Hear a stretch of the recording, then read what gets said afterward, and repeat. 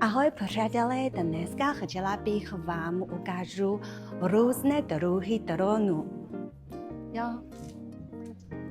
Podívejte se, tento velký pták je vůbec dron a byl použit na představení.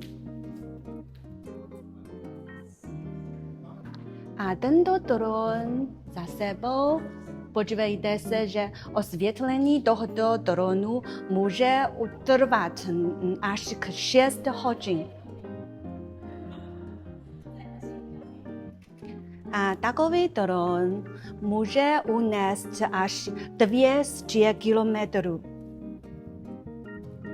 Je neuvěřitelný, jo. A ve skutečnosti tyto drony jsou vyrobeny v Číně. Jo? Tak co, víš víc o dronech? Čau, čau.